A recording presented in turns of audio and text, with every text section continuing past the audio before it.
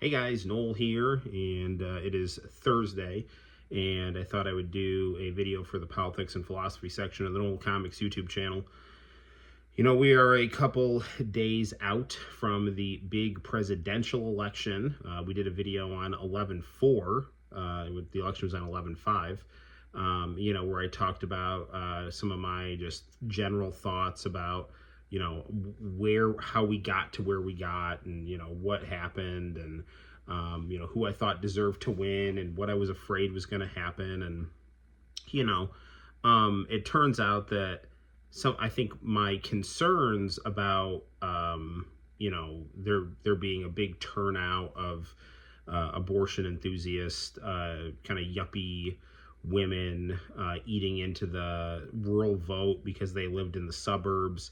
That anxiety, was coming from a combination of all the polls I was seeing in the media narrative, and I'm a teacher, and my wife listens to a lot of NPR, and so it's like I have friends from a wide array of politics, and the kind of the Democratic Party enthusiast ones were the most vocal that I was hearing. And then hearing all those polls, I was like, oh geez, this is not going to be good for Trump. But I thought that Trump deserved to win due to what Kamala was running on, which was abortion enthusiasm and neoconservative imperialism, which I am against, both of those things. Obviously, life of the mother, every pro-life person is in favor of protecting the life of the mother. That's just an objective fact. Talk to any pro-life person. There aren't any out there that I've ever heard, on screen or in person. And this is coming from someone who is Catholic, went to a Catholic elementary school, and went to an evangelical Christian high school from 7th to 12th grade. And everyone is always highly concerned about life of the mother, and protecting pregnant women, making sure that their babies are okay, and that they choose life and things like that. So anywho, but yeah, it turned out to be it turned out to be that Trump was able to really mobilize and expand his base to be a big multiracial working class party that had a lot of Latinos, a lot of black men, a lot of married women who had more conservative values, and just generally missed not having to pay a lot for food, because there was really, I think, from 2016 to now, I think people remember the Trump years from 2016 to the first part of 2020 as being economically prosperous. There weren't any foreign policy blowups. So things were pretty good. And really the worst part about the first, years of the Trump administration were the media, doing psyops on the public, making them feel like they were living under a dictatorship, fanning racial unrest, and just, liberal people with emotional problems, just screeching constantly. Like, that was really the downside of the Trump years until COVID hit. And then, it was like the economy had to be, deconstructed, and, people were locked down. And I personally loved lockdown, but I know it really screwed with a lot of people's brains. And I just like lockdown because I just, I'm a homebody. But I'm also a social guy too. I don't know. So yeah, so then and then the media fanned all the flame. They mobilized race riots and kept, calling Donald Trump a Nazi, and they, or a neo-Confederate, and just Russian spy, just stuff like that. So, the pendulum, kind of swung away from Trump to, they got Biden, who had some thread of blue collar appeal, which is all they really need was a thread just to shave off a couple of percentage points from Trump's vote, because the vote against Hillary was so close. And enough percentage of people was like, well, Trump, we tried him, and stuff was okay, but maybe it'll be better under Biden. Maybe Trump promised a lot, and maybe he didn't deliver enough of it, so we'll try Biden. And then, they had 4 years of Biden, and people were like, "Oh yeah, Trump was a lot better. Get that guy back in here." And that's really what happened. But the media narrative and a lot of the opposition hysterics that's going on now. Anytime I see kind of the hint of that on social media, I'll just like unfollow it, because I don't need to see that shit. Like sometimes I'll just kind of like doom scroll just to see what people are saying, and then I'll just end up just like unfollowing people. I don't unfriend people. I'll just like unfollow them. I just don't need to see what you're saying. I don't care. I mean, I care about you as a person, but I don't care about your political, ravings. Which I'm sure people feel that way about me too. Um, but I think people need to understand that Donald Trump was not elected on this fascist agenda. I mean, Donald Trump, really, really expanded his voting base to not just be, the Archie Bunker white male working class.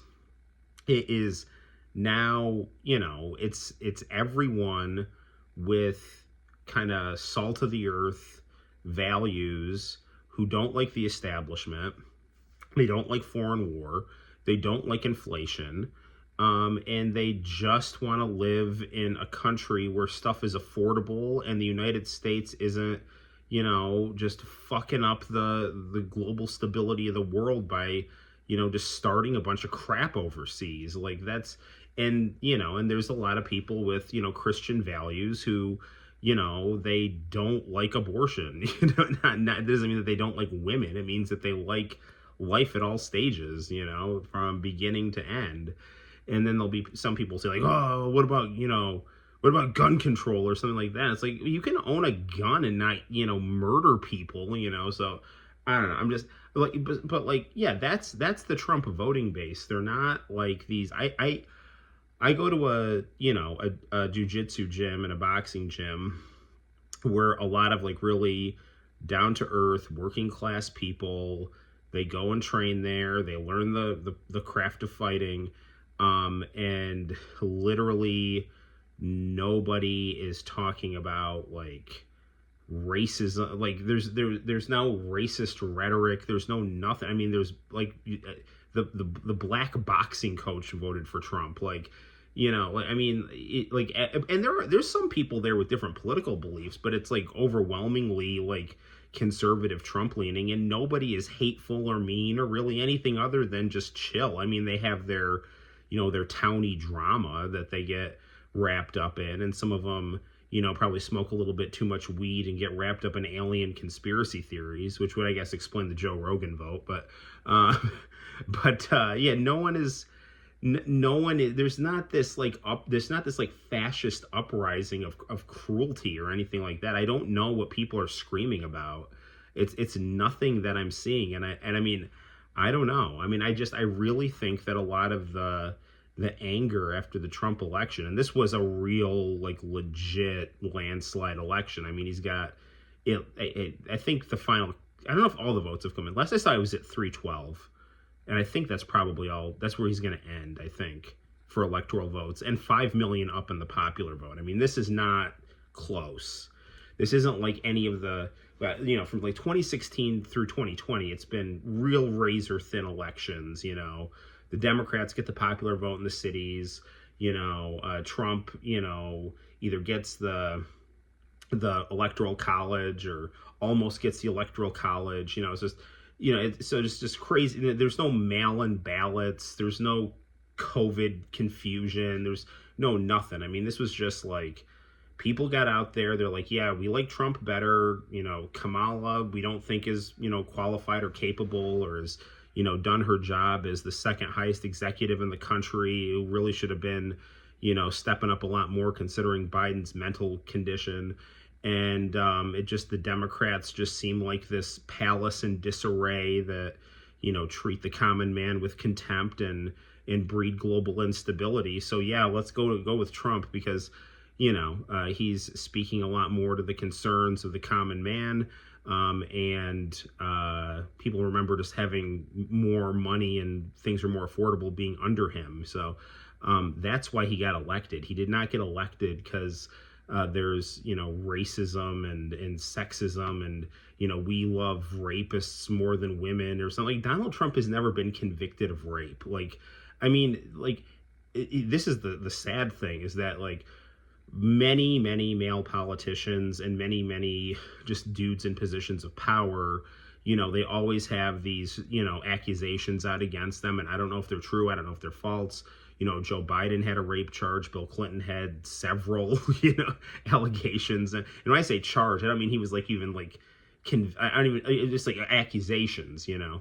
I mean, yeah, Trump was found, liable for grabbing a woman in a civil court, which is, not good, but it's like the Democrats don't care when their guys do it, but when Trump gets accused of it, it's like the worst thing ever. So, I mean, the fact of the matter is that people need to just keep their hands to themselves and, be better at the timeless art of seduction, apparently. But, like, he's not a convicted rapist. Like, that's not true. And when people call him a racist, I don't know what they're talking about. Like, he, especially when you compare his record with Kamala Harris's record on black incarceration, it's not even close. I mean, Joe Biden, crafted this crime bill in the 80s that locked a bunch of black men up. Kamala Harris, jailed people for minor drug offenses, just to boost her prosecutorial rate. She blocked people's,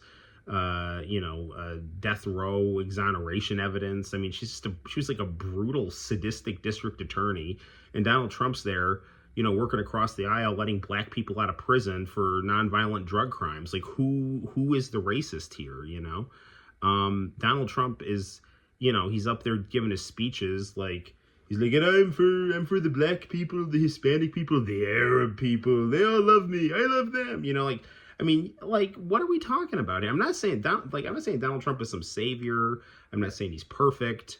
I'm not saying he's going to be the magic wand. I think that there's his base has a lot of excitement and optimism that he's not going to appoint any, like, for the love of God, just please don't appoint like Mike Pompeo or just any more, no neocons this time, please. Like, for the law, I'm begging you, like, no neocons.